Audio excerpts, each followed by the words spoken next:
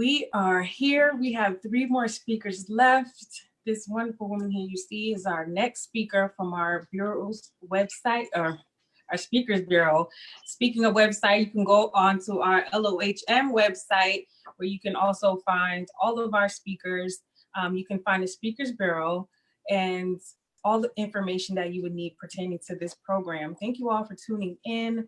We want to thank Topeka K. Sam just for having this platform. Congratulations on your 5th year of freedom. Again, we appreciate you. Next up, we have Halimah Washington from New York. She will be talking about social integration and advocacy. Thank you all for tuning in. Halimah, it's all yours. Hey, greetings, y'all. My name is Halimah Washington.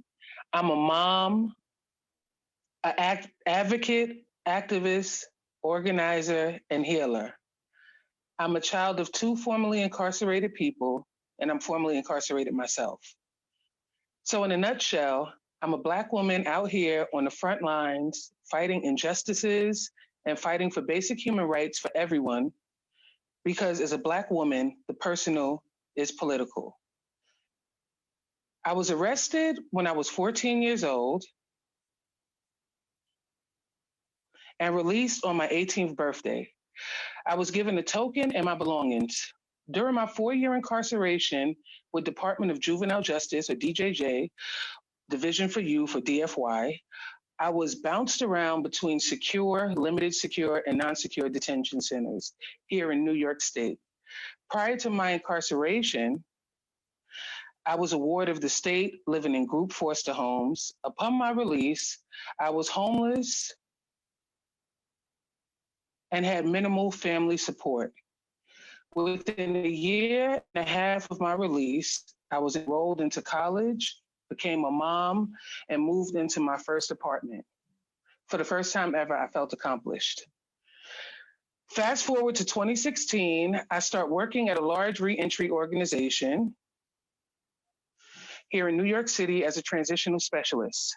In that role, I connected with people living with HIV and AIDS incarcerated at Rikers Island, and I connected clients to healthcare on Rikers Island and connected the clients to healthcare once they were released into the community, and I also helped to connect them to other resources.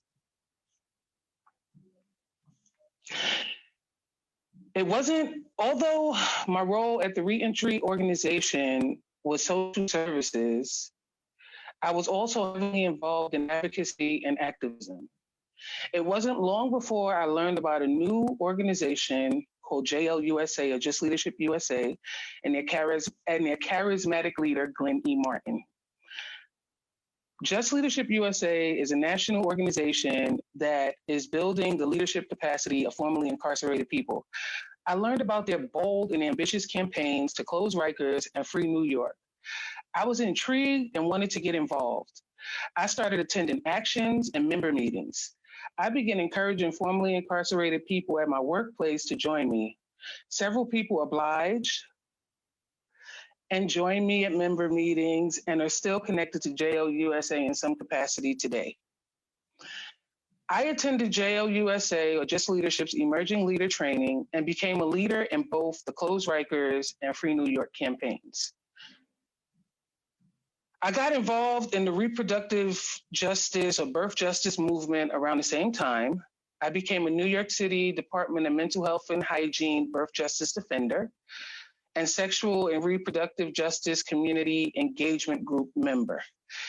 In these roles, I educated my community and also the medical community about the Black maternal health crisis and helped to develop the New York City standards for respectful care while birthing that are in the hospitals today. I also applied to the Beyond the Fellowship at Columbia University and was accepted at the time. The Beyond the Bars Fellowship is a fellowship that works on the conferences given every year at Columbia University, talking about the issues of mass incarceration and how it impacts the world at large. Well, the United States and the world at large, and we have a conference every year highlighting those issues and people that are doing work to tackle mass incarceration.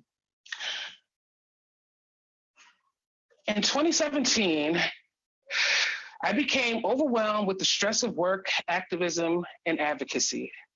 I began to realize that everything I was involved in was triggering unresolved traumas from my own incarceration. I knew that I needed to acknowledge the trauma and seek help to heal. Through my fellowship with Beyond the Bars, I learned about healing justice and connected to healing justice practitioners.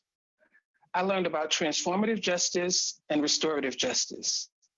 I became a trained restorative justice practitioner or circle keeper. I began practicing meditation and yoga. I joined a healing justice yoga collective called Free to Rising, led by Naima Afia. And Free to Rising is a Black and Indigenous people of color space, well, a space for Black and Indigenous people of color who are survivors of sexual violence. And it's a space for us to practice yoga and do a healing cipher after our yoga flow. And it was very helpful in helping me to heal from some of the traumas that I experienced early on in life. By the end of 2017, I decided to prioritize my health and wellness and volunteered for a layoff from the reentry organization that I was working at. Today, I am very much involved in movement work. I've had some time to reflect on my life, acknowledge the trauma, and begin my healing journey. My activism, advocacy, and organizing in so many different spaces has given me the tools to help me process some of my own traumas from incarceration. I have become more comfortable sharing my story with no shame. I have learned that healing is not linear.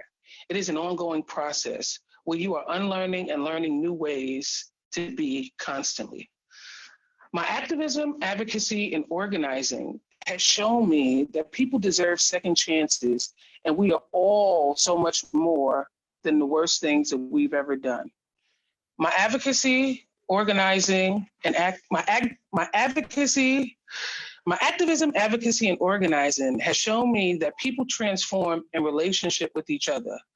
Lessons from the amazing Mariam Kaba. Activism, advocacy, and organizing has taught me that it is our duty to fight for our freedom. It is our duty to win. We must love each other and support each other. We have nothing to lose but our chains. Assata Shakur. Thank you, Ladies of Hope Ministry, Faces of Women in Prison, for the platform to speak truth to power. And thank you, audience, for listening to me share my story. Thank you so much, Halimah, for sharing your story. We really appreciate it.